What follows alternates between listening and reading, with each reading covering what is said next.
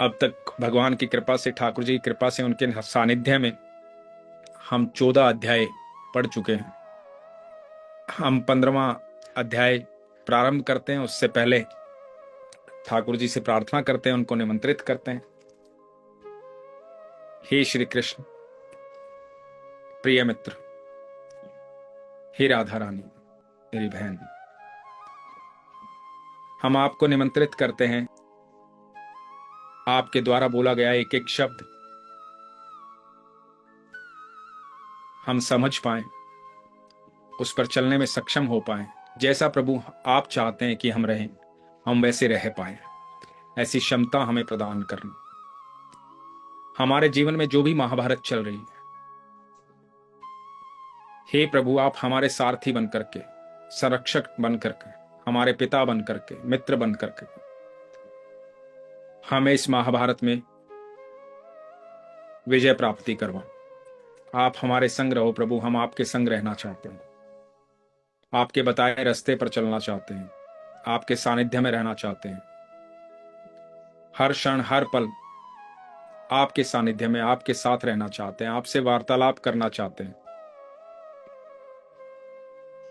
हे प्रभु, आपको निमंत्रित करते हैं और ये विश्वास करते हैं कि आप यहां पर हैं।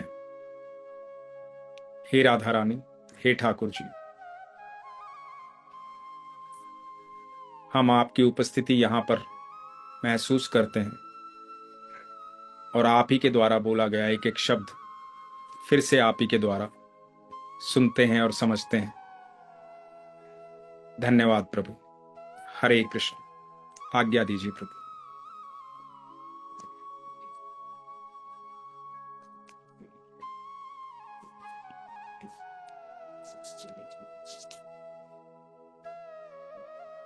पंद्रहवां अध्याय।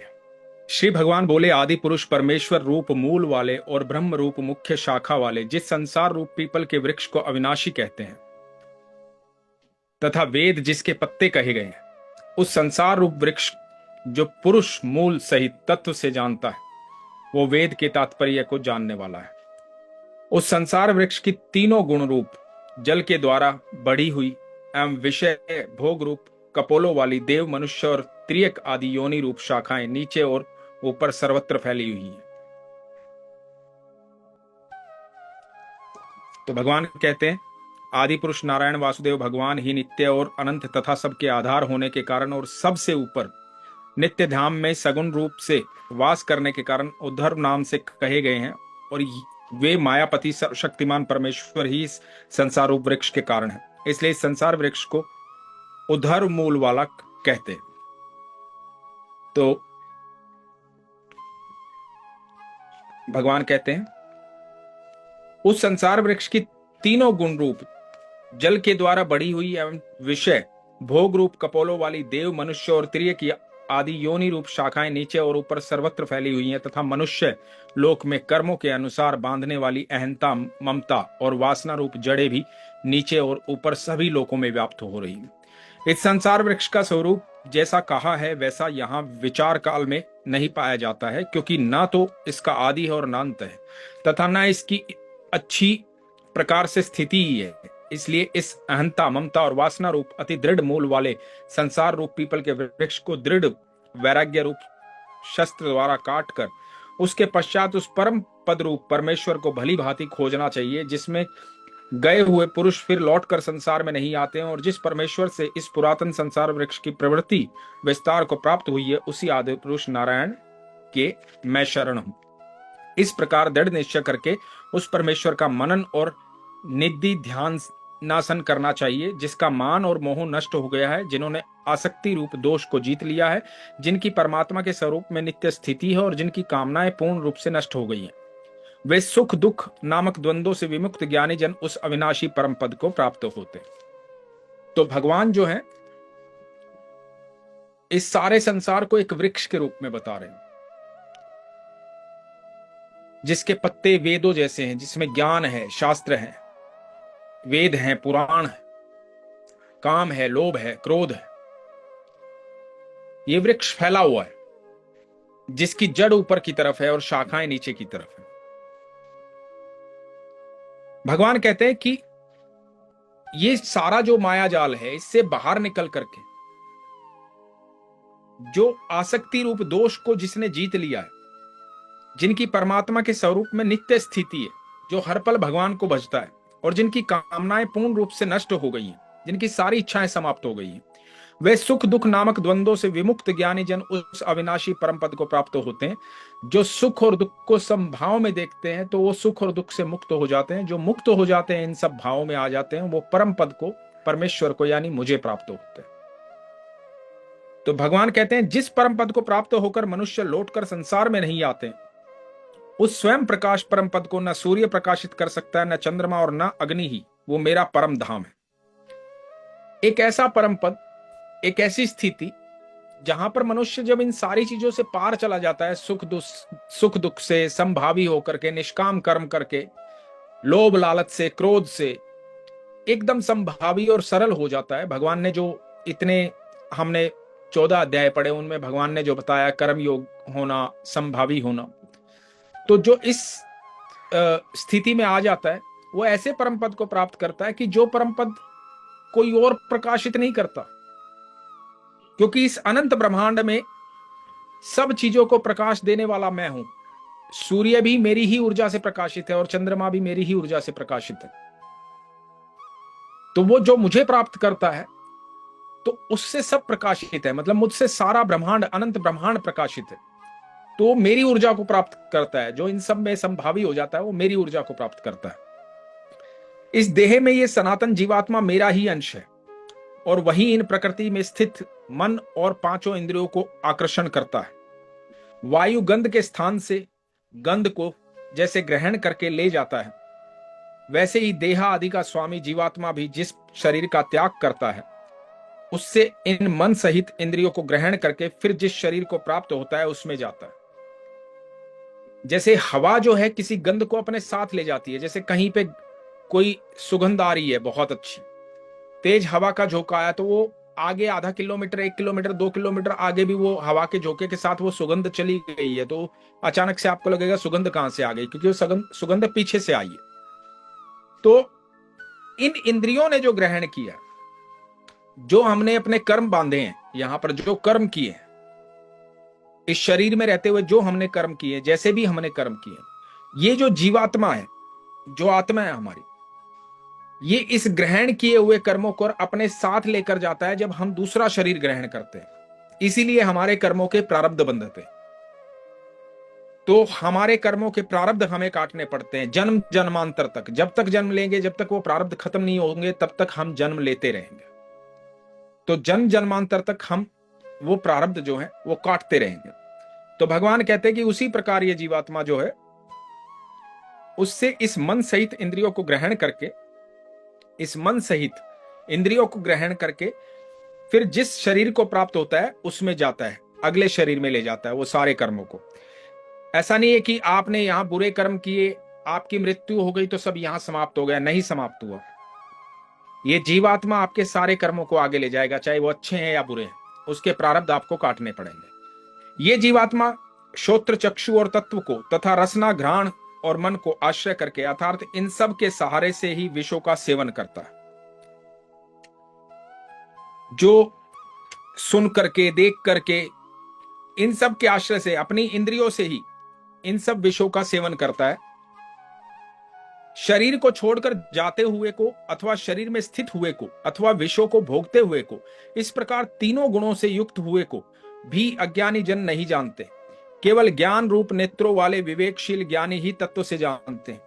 इन सारी परिस्थितियों में जो है वो भगवान ही है, ईश्वर ही है। लेकिन अज्ञानी पुरुष इस सारी स्थिति में जान ही नहीं पाते। शरीर को छोड़कर जाते हुए को, जो शरीर को छोड़कर जा रहा है, अथवा शरीर में स्थित हुए को, जो शरीर में स्थित है, जिसकी वजह से सांसें आ रही, अथवा विषयों को भोगते हुए को, इस प्रकार तीनों गुणों से युक्त हुए को भी अज्ञानी जन नहीं जानते। केवल ज्ञान रूप नेत्र वाले विवेकशील ज्ञानी ही इस तत्व को जानते हैं कि इसका कारण क्या है, ये इंद्रियां जो भोग रही हैं, इसका कारण क्या है, इससे ऊपर कैसे उठा जा सकता है। जो ज्ञानी पुरुष होगा वो जानेगा कि उसको कितना, किस चीज को इस्तेमाल करना, कैसे कर्म करने हैं, कर्म को कैसे योग बनाना है, कैसे संभाव में रहना। यत्न करने वाले योगी जन भी अपने हृदय में स्थित इस आत्मा को तत्व से जानते हैं। किंतु जिन्होंने अपने अंतःकरण को शुद्ध नहीं किया, ऐसे अज्ञानी जन तो यत्न करते रहने पर भी इस आत्मा को नहीं जानते। तो जो यत्न करने वाले योगी जन होते हैं, सबसे पहले अपने मन को शुद्ध करते हैं, अंतःकरण को शुद्ध करते हैं, भगवान के लिए स्थान तैयार करते हैं अपने हृदय में।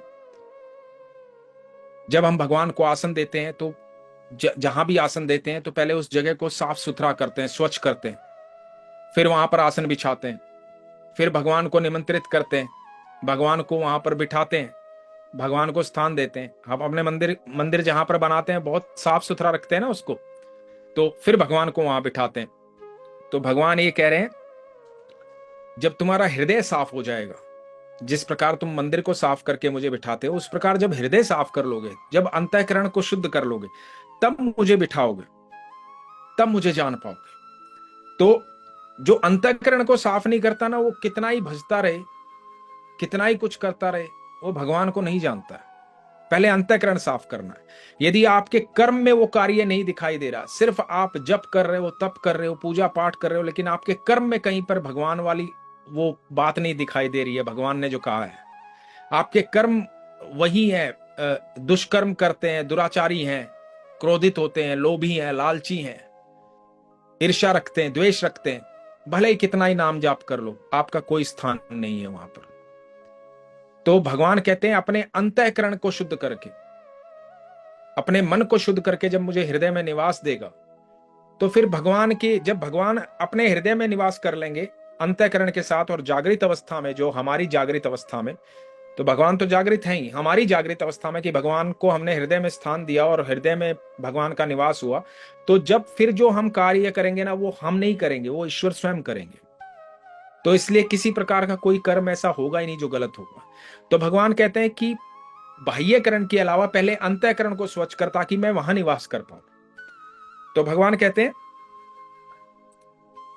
सूर्य में स्थित जो तेज संपूर्ण जगत को प्रकाशित करता है, तथा जो तेज चंद्रमा में है और जो अग्नि में है, उसको तू मेरा ही तेज जान। तो अग्नि जो प्रज्वलित होती है, सूर्य जो इतना चमकदार दिखाई देता है, चंद्रमा इतना चमक, ये जितनी ऊर्जा है, जितनी लाइट है, जितना प्रकाश है इस अनंत ब्रह्मांड में, वो भगवान का ही प्रकाश है, भगवान की ही ऊर्जा है। उसी से अंधकार दूर होता है, उसी से चमक रहा है सब कुछ। और मैं ही पृथ्वी में प्रवेश करके अपनी शक्ति से सब भूतों को धारण करता हूं, और रस स्वरूप अर्थात अमृत में चंद्रमा होकर संपूर्ण औषधियों का अर्थात वनस्पतियों को पुष्ट करता हूं। तो मैं ही ये जितने पेड़ पौधे, फल, दवाइयां, जितनी प्रकृति जो है, इनके अंदर जो जीवन है, जिसके कारण ये फल फूल पा रहे हैं, जिसके कारण एक वृक्ष जो है, बीज रोपते हैं, बीज से बड़ा होता है, पेड़ बनता है, फिर उस पर फल आते हैं, और रसीले फल आते हैं जो आपको स्वाद देते हैं, अमृत समान स्वाद देते हैं। जब आपको, यदि हम बहुत सालों से फल फ्रूट खा रहे हैं, लेकिन कभी आराम से बैठ करके किसी फल का आनंद लीजिएगा, तब आप उसका असली स्वाद जान पाएंगे।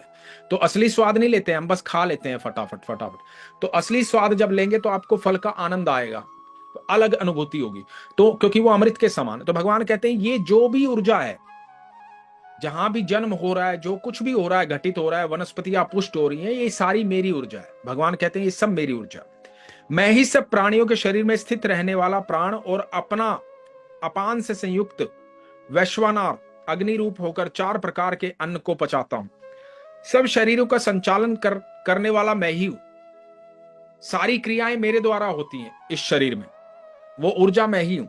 मैं ही सब प्राणियों के हृदय में अंतर्यामी रूप से स्थित हूं, तथा मुझसे ही स्मृति, ज्ञान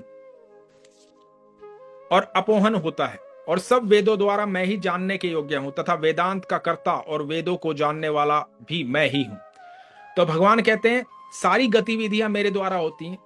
जो ज्ञान आप प्राप्त करते हो, जो आपकी यादाश्त, मेमोरी आपकी इतनी है, आपका ज्ञान प्राप्त होता है, जो वेदों में लिखा हुआ वो ज्ञान, वेदांत, वेद जहां समाप्त हो जाते हैं वहां से जो ज्ञान शुरू होता है, उन सब का कर्ता और जानने वाला मैं ही। अब आप सोचो, आपका मोबाइल है या आपका कंप्यूटर है, या दुनिया का कितना भी बड़ा कंप्यूटर है, पूरी दुनिया का कितना भी बड़ा कंप्यूटर, उसकी मेमोरी जो होती है लिमिटेड होती है, उसके अंदर स्टोरेज भी लिमिटेड होती है। आपके फोन में 256 GB होगी, 1 TB होगी, अभी तक 1 TB का फोन आया है, 2 TB का भी होगा एप्पल का एक, तो 2 TB होगी, इतनी ही स्टोर कर सकता है। दुनिया का सबसे बड़ा कंप्यूटर भी एक लिमिटेड स्टोरेज रखता है, मतलब वो थोड़ी ज्यादा होगी लेकिन एक लिमिटेड होगी, उसका भी एक काउंट होगा कि ये इतनी ही स्टोरेज रख सकता है, इतनी ही डेटा को सेव कर सकता है। लेकिन भगवान जो हमारे भीतर बैठे, आप सोचो हम जब से पैदा हुए हैं वो सारी स्टोरेज यहां फीड है, कुछ निकालना नहीं पड़ता, कुछ डिलीट करना नहीं पड़ता, सब कुछ स्टोर है यहां पर। कितनी पावर है यहां पर जो हम देख पा रहे हैं। एक कैमरे से फोटो खींचेंगे, मैंने पहले भी बताया था कि उसके पिक्सल्स फट जाएंगे, थोड़ा सा बड़ा कर देंगे तो हम सारा कुछ एक आकार होकर के देख पा रहे हैं, एक साथ देख पा रहे हैं। कैमरे में भी एक लिमिटेड फ्रेम आएगा, हम सब देख पा रहे हैं। तो ये भगवान की ऊर्जा है जिसके द्वारा ये मेमोरी है, जिसके द्वारा ये यादाश्त है, जिसके द्वारा ये पाचन क्रिया हो रही है, जिसके द्वारा हम सांस ले रहे हैं, जिसके द्वारा हम याद कर पा रहे हैं, जो ज्ञान हम जागृत हमारे अंदर हो रहा है, ज्ञान ले रहे हैं, ये सब भगवान की ऊर्जा। तो भगवान कहते हैं इस संसार में नाशवान और अविनाशी भी, ये 2 प्रकार के पुरुष, 2 प्रकार के पुरुष हैं इस संसार में, एक नाशवान एक अविनाशी। इनमें संपूर्ण भूत प्राणियों के शरीर तो नाशवान और जीवात्मा अविनाशी कहा जाता है। जो शरीर है वो सबके नाशवान है, लेकिन आत्मा जो है वो अविनाशी है, वो सबके भीतर समाहित है। जब आत्मा निकल जाएगी, जो अविनाशी है वो निकल जाएगा, तो जो ये नाशवान है इसका नाश हो जाएगा, शरीर का नाश हो जाएगा। इन दोनों से उत्तम पुरुष तो अन्य ही है, जो तीनों लोकों में प्रवेश करके सबका धारण पोषण करता है, एवं अविनाशी परमेश्वर और परमात्मा इस प्रकार कहा गया है। मैं जो हूं, भगवान अपने बारे में बताते हैं कि मैं अविनाशी और नाशवान इन दोनों से ऊपर हूं, जो तीनों लोकों का भरण पोषण करता है, तीनों लोक जिसकी ऊर्जा से चल रहे हैं, मैं वो हूं। तो भगवान कहते हैं क्योंकि मैं नाशवान जड़ वर्ग क्षेत्र से तो सर्वथा अतीत हूं, और अविनाशी जीवात्मा से भी उत्तम। जो जीवात्मा आपके भीतर है उससे कहीं उत्तम हूं मैं, क्योंकि वो आत्मा भी कहीं ना कहीं लिप्त है, आप जो भोग कर रहे हैं उसमें लिप्त है, तो मैं उनसे भी उत्तम है। इसलिए लोक में और वेद में भी पुरुषोत्तम नाम से प्रसिद्ध हूं। इसलिए वेदों में, दुनिया में, ब्रह्मांड में, शास्त्रों में, बड़े बड़े संतों की वाणी से, महात्माओं की वाणी से तुम हमेशा मेरी प्रशंसा सुनोगे, इसलिए मैं तीनों लोकों में प्रसिद्ध हूं। भारत अर्जुन को कहते हैं, जो ज्ञानी पुरुष मुझको इस प्रकार तत्व से पुरुषोत्तम जानता है, वो सर्वज्ञ पुरुष सब प्रकार से निरंतर मुझ वासुदेव परमेश्वर को ही भजता है। जो ये जान जाता है, देखो दुनिया के हर इंसान को ये पता है कि ईश्वर है, हर इंसान को पता है कि इस ब्रह्मांड को चलाने वाला कोई है, हर इंसान को पता है कि ये सूर्य, पृथ्वी, चंद्रमा, ये प्रकृति, ये ऐसे ही नहीं चल रहे हैं, कोई है, सबको पता। लेकिन सब इसको स्वीकार नहीं करते, सब मानते नहीं है, उनका धन्यवाद नहीं करते, उनको स्वीकार नहीं करते, उनको थैंक यू नहीं बोलते कि प्रभु आप आज फिर आपने सूरज उगाया, आज फिर चंद्रमा देखने को मिला, आज फिर प्रकृति ऐसे दिखाई दे रही है। उनसे प्रेम नहीं करते जिसने इतनी व्यवस्थाएं आपके लिए की हैं। और इस दुनिया में आपके लिए थोड़ा सा कोई काम कर दे तो 10 बार उसको मैसेज करके थैंक यू करेंगे, फोन करके थैंक यू करेंगे, कई बार आभार प्रकट करेंगे। लेकिन जिसने सारा जीवन दिया, सारी सृष्टि दी, ये प्रकृति दी, ये सब कुछ हमारे लिए बनाया, उसको थैंक यू नहीं करते। तो भगवान कहते हैं कि जो ये जान करके कि मैं हूं रचयिता, मैंने सब बनाया, मुझे भजता है, वो सर्वज्ञ पुरुष सब प्रकार से निरंतर मुझ वासुदेव को, परमेश्वर को भजता है। ऐसा व्यक्ति ही जो मुझे मानता है वही मुझे भजता है। हे निष्पाप अर्जुन, इस प्रकार ये अतीत रहस्य युक्त गोपनीय शास्त्र मेरे द्वारा कहा गया, इसको तत्व से जानकर मनुष्य ज्ञानवान और कृतार्थ हो जाता है। जो इस बात को जान जाता है कि भगवान ही अनंत ब्रह्मांड के रचयिता है, भगवान के ही प्रकाश से हम प्रज्वलित हैं, सूर्य प्रज्वलित है, चंद्रमा प्रज्वलित है, ये सारी प्रकृति भगवान की ऊर्जा से चल रही है, जो इस बात को जान लेता है, जान करके भगवान के सामने नतमस्तक हो जाता है और भगवान के कहे अनुसार चलता है, उसको स्वयं भगवान प्राप्त होते हैं, भगवान के स्वरूप में विलीन हो जाता है, वो स्वयं भगवान प्राप्त होते हैं, वो हर चीज से परे चला जाता है। तो यहां पर हमारा 15वां अध्याय पूर्ण हुआ। हरे कृष्ण।